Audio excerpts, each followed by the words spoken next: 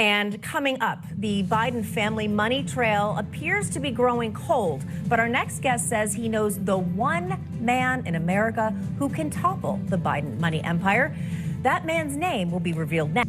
Well, our next guest has recently been making the case that only Tucker Carlson can bring down what he calls the Biden crime family. And here to discuss his theory, branding advisor to CEOs and the author of Intra-Branding, the Keystone of Corporate Agility, Marc Rudov. Plus, joining us again is GOP strategist and Newsmax columnist John Burnett. All right, Marc, explain your theory to us. Why do you think that Tucker Carlson, as opposed to the, I don't know, House Oversight Committee, for example, will be the one man in America who can bring down President Biden for his alleged crimes?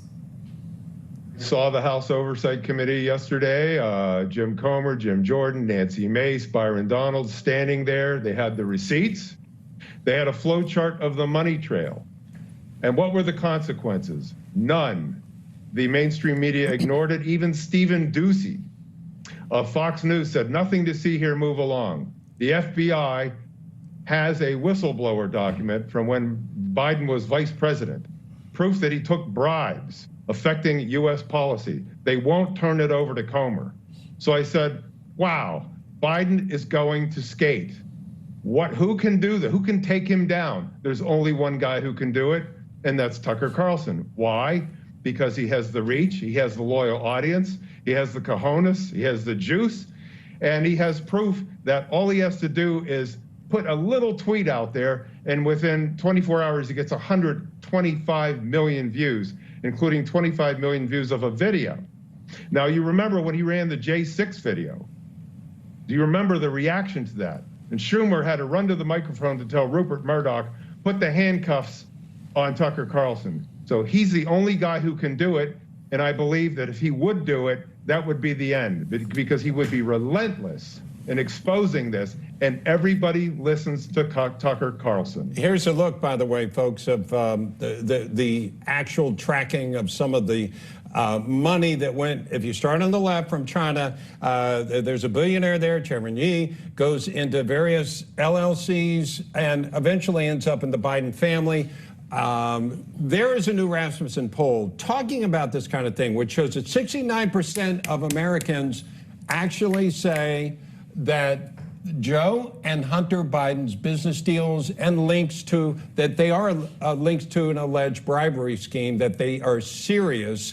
John, of course, the question is, can you track them to Joe Biden? Can you track them to a quid pro quo? Can you track them to something criminal? These are the things that have not been laid out, but almost everybody, like 69% there, are basically saying there is smoke there. As the Wall Street Journal said, there is smoke. Maybe not a smoking gun, but there's smoke, and we need to look into it. Well, as usual, I agree and disagree with Marc. I think Tucker can do a great job for all the points that Marc laid out. However, there are a lot of other people that can do the same reporting. So I encourage Tucker and everyone else to step in to actually report on it. But to your point, Bob and Katrina, the thing is that we need to get into the details. This is the surface level. We need to connect, find paper trails directly to Biden, and possibly the first step is to bring certain members of the family down in terms of who actually received money, all the way down to the grandkids. Where are the products? Where are the services?